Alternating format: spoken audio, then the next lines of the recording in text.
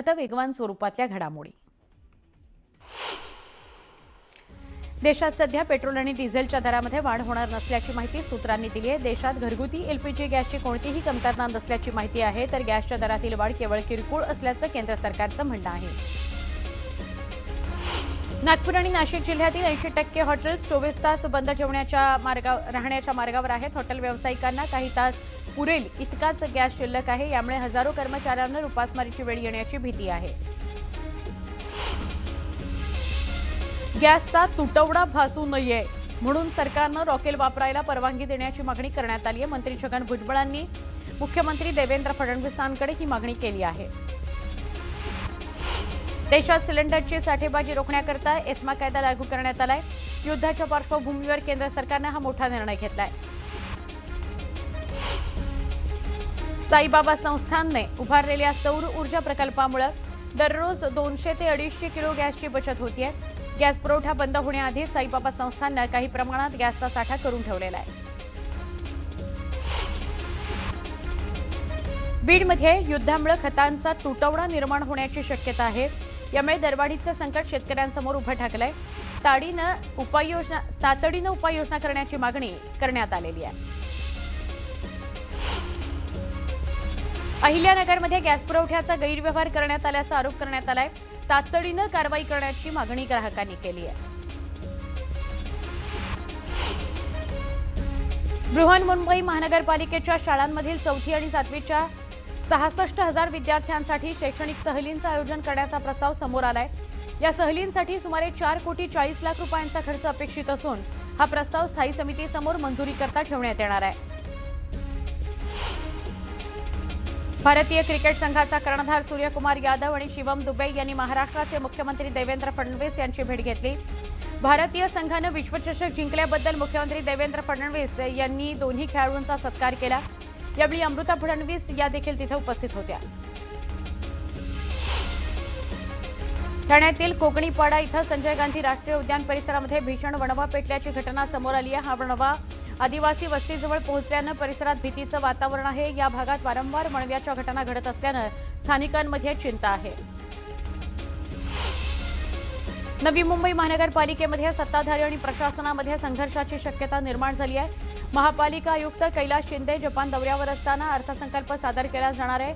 आयुक्तांच्या विनंतीनंतरही सत्ताधाऱ्यांनी दौऱ्यानंतर अर्थसंकल्प सादर करण्याचा प्रस्ताव नाकारला। दरम्यान अर्थसंकल्पाचं सादरीकरण न करता तो गुप्त ठेवला जाणार असल्याने विरोधकांनी सत्ताधाऱ्यांच्या भूमिकेचा निषेध दर्शवला।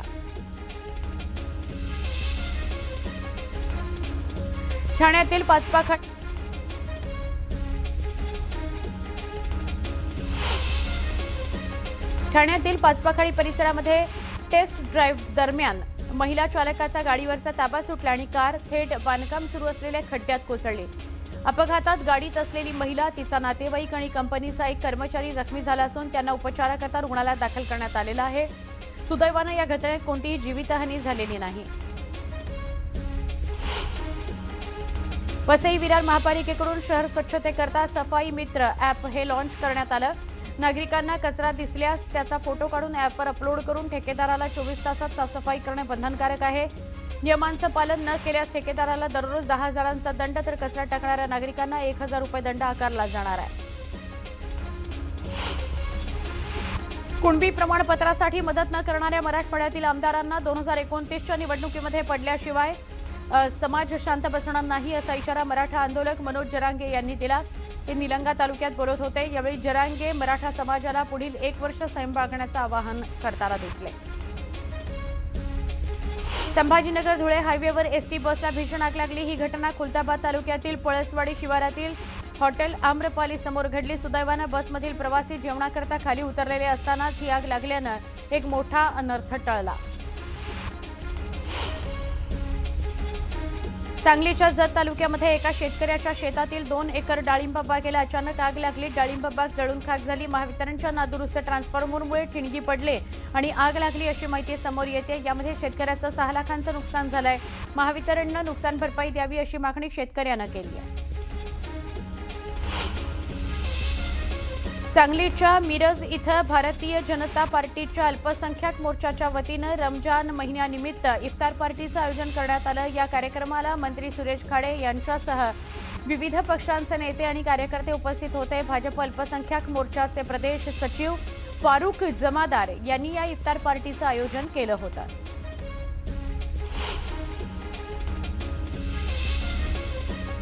बातमी आहे धाराशिवमधून। धाराशिव जिल्ह्यात दिवसेंदिवस वाढणाऱ्या उन्हामुळे अनेक पाण्याचे स्रोत आटत चाललेले आहेत। जंगल परिसरातील पाणवठे कोरडे पडल्यानं वन्य प्राणी आणि पक्ष्यांना पाण्याकरता मोठी भटकंती करावी लागते आहे। त्यामुळे महाराष्ट्र वन विभाग आणि सामाजिक वनीकरण विभागाने या पाणवठ्यांमध्ये तातडीने पाणी उपलब्ध करून द्यावं अशी मागणी वन्यप्रेमी करतायत। एक सविस्तर बातमी आहे। राजकारणाकरता मी माझ्या वैयक्तिक फायद्यासाठी कधीच तडजोड केली नाही, याचा मला आनंद आहे, असं वक्तव्य मुख्यमंत्री देवेंद्र फडणवीस यांनी केलेलं आहे। मुंबईत पार पडलेल्या एका कार्यक्रमात अभिनेता आमिर खान यानं मुख्यमंत्री देवेंद्र फडणवीस यांची मुलाखत घेतली, त्यावेळी ते बोलत होते। या मुलाखतीत एआय पासून शेतीपर्यंत अनेक प्रश्नांची त्यांनी उत्तरं दिली। वैयक्तिक फायद्याकरता मी कधीही तडजोड केली नाही, पण समाजाच्या हिताकरता राजकारणाकरता मी अनेकदा तडजोड केली असं त्यांनी म्हटलंय। पण वैयक्तिक फायद्याकरता मी विचारांशी तडजोड कधी केली नाही असं ते म्हणाले।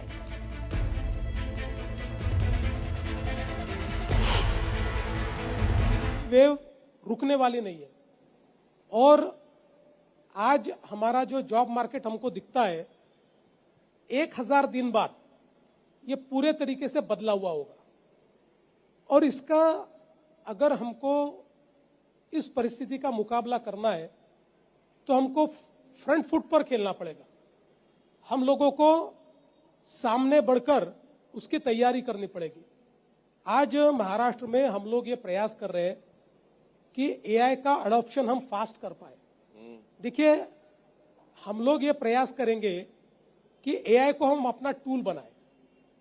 जैसे आदमी तेज नहीं दौड़ता है, घोड़ा तेज दौड़ता है। घोड़े पर अगर आदमी बैठे तो आदमी तेजी से आगे चला जाता है। उसी प्रकार से टेक्नोलॉजी है। ये टेक्नोलॉजी के घोड़े को अगर हम ठीक ढंग से चला पाए तो निश्चित रूप से उसमें हम लोग बदलाव ला सकते हैं।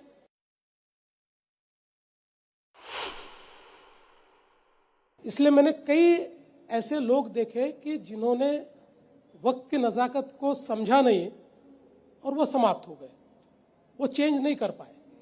तो इसलिए मैं जब पीछे मुड़कर देखता हूं तो हाँ, ये बात सही है कि मैं जिन विचारों को लेकर आया था शायद 100% उस पर नहीं जी पाया। कभी कभी कॉम्प्रोमाइज किया मैंने, मेरी जिंदगी में कई बार किया, लेकिन मुझे इस बात का समाधान है कि मैंने मेरे पर्सनल इंटरेस्ट के लिए, मेरे स्वार्थ के लिए मैंने कभी कॉम्प्रोमाइज नहीं किया, आज तक नहीं किया और आगे भी नहीं करूंगा। धाराशिवमधली बातमी आहे। धाराशिव जिल्ह्यातील कळंब शहरात काल रात्री पुन्हा राडा झाला। पारधी समाजातील 2 गटात भरचौकात तुफान हाणामारी झाली। हातात तलवारी, रॉड, काठ्या यासह एकमेकांवर वार करण्यात आले, दगडफेक करण्यात आली, हाणामारी सुद्धा झाली। या हाणामारीत 2 जण जखमी झालेत। या घटनेमुळे परिसरातील नागरिकांमध्ये भीती आहे।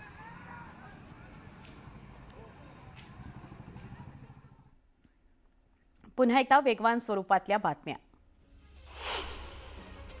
कर्जत पंचायत समिती सभापती आणि उपसभापती यांची निवड असून कुठल्याही प्रकारचा दगाफटका होऊ नये म्हणून परिवर्तन विकास आघाडीच्या 10 सदस्यांना पोर्टल इथल्या कनिला रिसॉर्टवर ठेवण्यात आलेला आहे। राष्ट्रवादी काँग्रेसचे जिल्हाध्यक्ष सुधाकर घारे यांच्या पत्नी नमिता सुधाकर घारे यांची सभापतीपदी निवड निश्चित मानली जाते, तर उपसभापती पद हे शिवसेना उभाठाला देण्यात येणार आहे। प्रतिकूल हवामानामुळे यंदा राज्यातील ऊसाच्या उत्पादनामध्ये 15% घट झाली असून कारखान्यांचा गळीत हंगाम 100 दिवसांच्या आतच आटोपला। यामुळे साखर उद्योगाला 3,300 कोटींचा फटका बसलाय। 4,315 कोटींची एफआरपी थकीत आहे। राजस्थान आणि गुजरातमध्ये निर्माण झालेल्या अँटी सायक्लोनचा विपरीत परिणाम म्हणून उष्ण वारे महाराष्ट्रासह कोकणाकडे वाहत आहेत। या उष्ण वाऱ्यामुळे मुंबई आणि आसपासच्या परिसरामध्ये आलेली उष्णतेची लाट कायम आहे। आजपासून मुंबईच्या कमाल तापमानामध्ये किंचित घसरण होण्याची शक्यता असून हा कमाल तापमानाचा पारा 34 अंशांच्या आसपास नोंदवण्यात येईल अशी शक्यता हवामान खात्यानं वर्तवली आहे. भटक्या कुत्र्यांच्या प्रश्नावरून सर्वोच्च न्यायालयाने कानउघाडणी केल्यानंतर आता स्थानिक स्वराज्य संस्थांनी यावर उपाययोजना करायला सुरुवात केलेली आहे.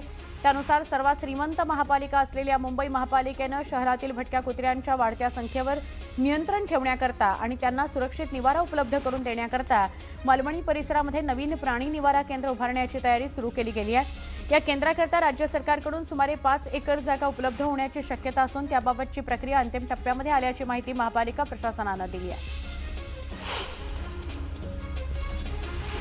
मुंबईची सर्वाधिक वीज मागणी ही काल जवळपास 3700 मेगावॅटवर पोहोचली. वाढत्या तापमानामुळे आणि एअर कंडिशनर, पंखे आणि इतर शांतीकरण उपकरणांच्या वाढत्या वापरामुळे महाराष्ट्रातील एकूण मागणीनं यावर्षी पहिल्यांदाच 30,000 मेगावॅटचा टप्पा ओलांडला. वीज कंपन्यांनी ग्राहकांना नॉन पीक अवर्समध्ये वीज वापरण्याचं आवाहन केलेलं आहे. पावसाळ्यापूर्वी विविध प्राधिकरणांनी त्यांच्या जागेतील होर्डिंग्सचं सर्वेक्षण करण्याच्या सूचना मुंबई महापालिका आयुक्त भूषण गगराणी यांनी आपत्ती व्यवस्थापन प्राधिकरणाच्या बैठकीमध्ये दिल्या. न्यायालयाच्या आदेशानुसार मुंबई महापालिकेनं लागू केलेल्या होर्डिंग्स धोरणानुसार सगळे होर्डिंग्स नियम पाळत असल्याची खातरजमा करण्याचे आदेश त्यांनी दिलेले आहेत. घाटकोपर होर्डिंग दुर्घटनेचा संदर्भ देत होर्डिंग ज्या खांबावर उभे करण्यात आलेले आहेत त्या खांबाची देखील परिस्थिती काय आहे हे तपासा असे निर्देश आयुक्तांनी मध्य रेल्वे आणि पश्चिम रेल्वेसह सगळ्या संबंधित यंत्रणांना दिले आहेत. मुंबईतील दहिसर परिसरात वाळूने भरलेला मिनी ट्रक रस्त्यालगतच्या दुकानामध्ये घुसला. या अपघातामध्ये 3 पादचारी जखमी झालेत. एका महिलेची प्रकृती गंभीर आहे. जखमींना उपचाराकरता रुग्णालयात दाखल करण्यात आलंय. ट्रक चालकाला पोलिसांनी ताब्यात घेतलंय. युद्धजन्य परिस्थितीचा फटका आता हॉटेल व्यवसायाला बसतोय. अशातच गोंदियामध्ये व्यावसायिक गॅस सिलेंडर याचा तुटवडा निर्माण झालाय. गेल्या 4 दिवसांपासून गोंदियामध्ये व्यावसायिक गॅस सिलेंडर पुरवठा होत नसल्यानं जिल्ह्यातील 20 हॉटेल्स बंद आहेत. तर गॅस पुरवठा सुरू न झाल्यास येत्या 2-3 दिवसांमध्ये 50% हॉटेल्स बंद होण्याच्या मार्गावर आहेत. अहिल्यानगर महापालिकेमध्ये स्थायी समिती तसंच महिला आणि बालकल्याण समितीच्या सभापतीपदाची निवडणूक पार पडली. या निवडणुकीमध्ये स्थायी समितीच्या सभापतीपदी भाजपचे सुभाष डोंडे यांची तर महिला आणि बालकल्याण समितीच्या सभापतीपदी राष्ट्रवादी काँग्रेसच्या दीपाली बारसकर यांची बिनविरोध निवड करण्यात आलेली आहे.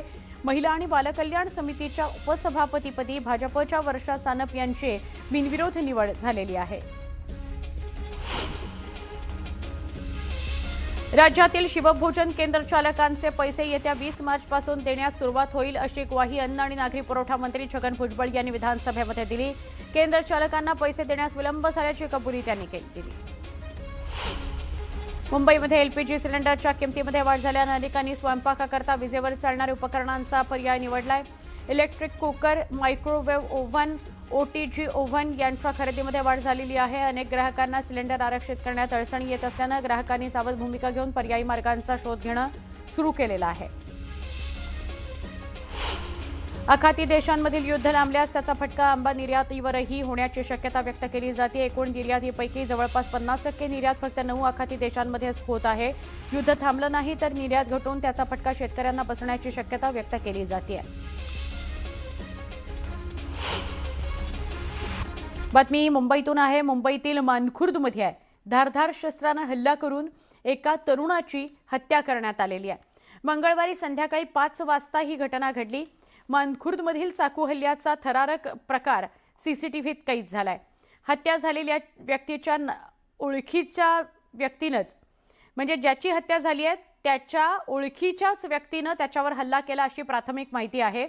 दरम्यान या चाकू हल्ल्यामध्ये वाहिद शेख याचा मृत्यू झालेला आहे.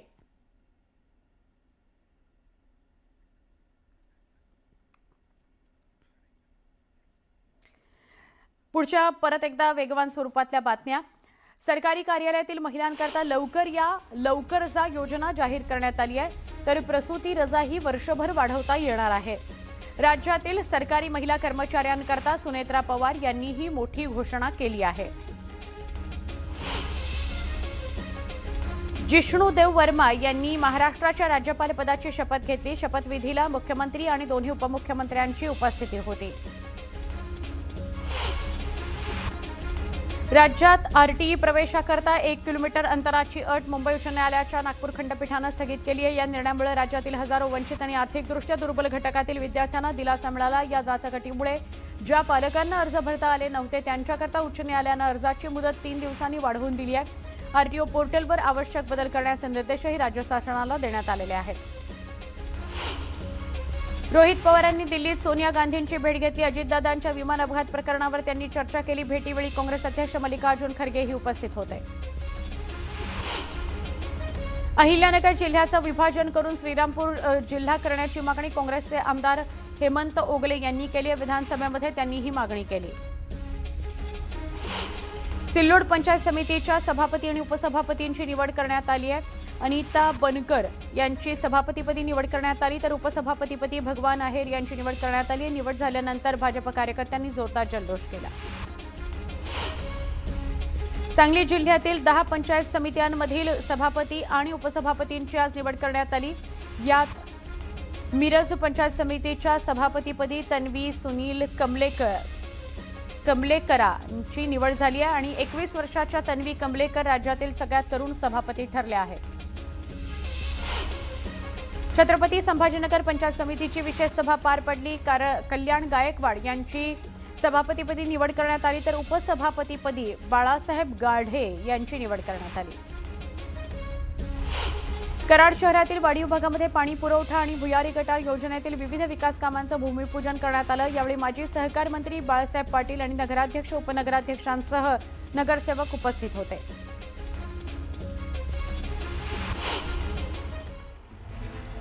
बीड शहरात रिक्षाचा आणि दुचाकीचा विचित्र अपघात झाला।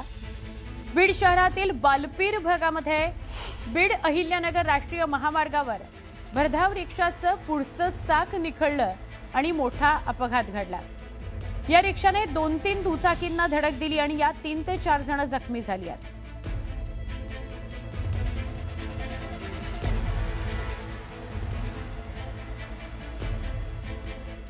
परत एकदा 36 जिल्ह्यांच्या बातम्या। चंद्रपुरामध्ये सुरू असलेल्या पर्यावरण अभ्यासक बंडू धोत्रे यांच्या अन्नत्याग आंदोलना त्यांनी सुरू केलेलं आहे। लोहार डोंगरी खाण रद्द करा यासह 17 प्रमुख मागण्यांकरता त्यांनी आंदोलन केलेलं आहे। दरम्यान पोलिसांनी बंडू धोत्रे यांना बळजबरीने रुग्णालयात नेल्याचा आरोप करण्यात आलाय। त्यांच्या समर्थकांनी थाळी बजाव आंदोलन केलंय। चंद्रपूरमध्ये काँग्रेसच्या कार्यकर्त्यांनी दुचाकी रॅलीचं आयोजन केलं होतं। दुचाकी रॅलीतून पर्यावरण अभ्यासक बंडू धोत्रे यांच्या आंदोलनाला पाठिंबा देण्यात आला। दरम्यान लोहार डोंगरी लोह खनिज प्रकल्पाला रद्द करण्याची मागणी करण्यात आली।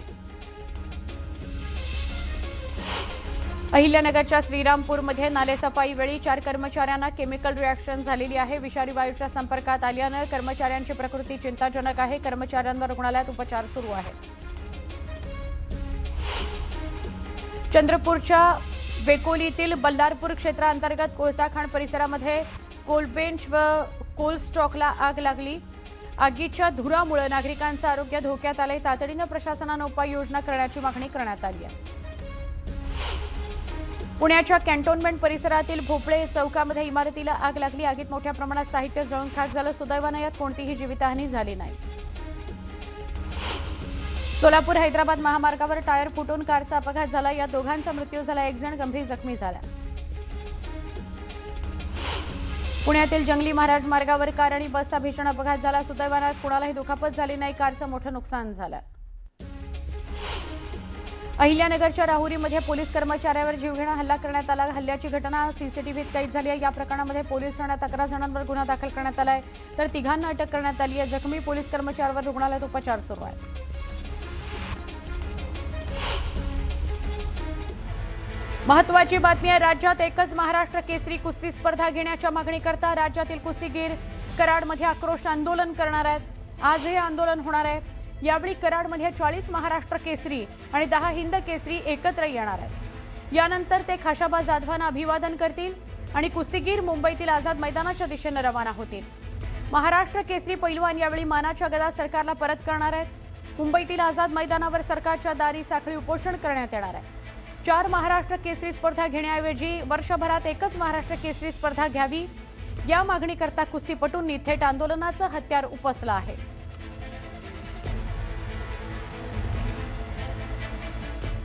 परत एकदा सुपरफास्ट बातम्या। गोंदिया जिल्ह्यातील सालेकसा इथं रेल्वे स्टेशन परिसरातून मोटरसायकल चोरीला गेली। यावेळी फिर्यादीच्या तक्रारीनंतर गुन्हा दाखल करण्यात आला। पोलिसांनी चोरीला गेलेली मोटरसायकल शोधून काढली आणि आरोपीलाही अटक केली। बाजार समितीत नवीन हळदीची आवक सुरू झाली आहे, मात्र युद्धामुळे भाव कोसळलेत। युद्धविराम झाला नाही तर हे भाव आणखी कमी होण्याची शक्यता आहे। व्यापारी सावध भूमिका घेत आहेत।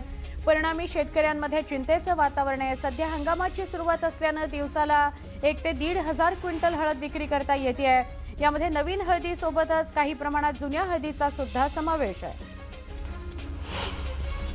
नागपूरसह विदर्भामध्ये तीव्र उकाडा जाणवतोय। पुन्हा अवकाळी पावसाची शक्यता व्यक्त करण्यात येते। भारतीय हवामान विभागाच्या नागपूर वेधशाळेनं 14 आणि 15 मार्च रोजी वादळी वारं आणि मेघगर्जनेसह पावसाचा अंदाज वर्तवलाय। त्यामुळे नागरिकांना उकाड्यापासून आठवड्याच्या अखेरीस दिलासा मिळण्याची शक्यता आहे। वाढत्या प्रदूषणाच्या पार्श्वभूमीवर वारंवार इशारा देऊनही स्वच्छ इंधनामध्ये रूपांतरित न झाल्यानं मुंबई शहरातील 102 बेकऱ्यांना महापालिकेच्या पर्यावरण विभागाकडून अखेर स्टॉपवर्क नोटीस बजावण्यात आलेली आहे। नोव्हेंबर 2024 पासून केवळ 175 बेकऱ्यांचं स्वच्छ इंधनामध्ये रूपांतर झाले असून 69 बेकऱ्यांची प्रक्रिया सुरू आहे। उर्वरित 102 बेकऱ्यांना स्टॉपवर्क नोटीस देण्यात आली आहे। यवतमाळच्या माथार्जुन इथल्या प्रसिद्ध पाटण आई देवस्थानामध्ये होळीनंतर साजऱ्या होणाऱ्या पंचमीनिमित्त भाविकांची मोठी गर्दी झाली। आदिवासी समाजासह विविध समाजातील भक्तांनी देवीचं दर्शन घेतलं, मनोकामना पूर्ण होण्याकरता प्रार्थना केली। अनेक भाविकांनी देवीला नैवेद्य अर्पण केला, नवस फेडले। पंचमीच्या निमित्तानं मंदिर परिसरात भक्तिमय वातावरण होतं। बीडच्या परळी तालुक्यातील पांगरी इथल्या हर्षवर्धन अशोक तिडके यानं केंद्रीय लोकसेवा आयोगाच्या परीक्षेमध्ये देशात 355वा रँक मिळवलेला आहे। या यशाबद्दल हर्षवर्धन तिडकेचं पांगरी गावामध्ये जल्लोषात स्वागत करण्यात आलं। गावकऱ्यांनी मिरवणूक काढत जेसीबीतून फुलांची उधळण त्याच्यावर केली। हिंगोलीच्या वसमतमध्ये महिला दिनानिमित्त स्वयंसंरक्षण प्रशिक्षण शिबिराचं आयोजन करण्यात आलं होतं। या शिबिरामध्ये मोठ्या संख्येनं विद्यार्थिनींसह महिलांनी सहभाग घेतला।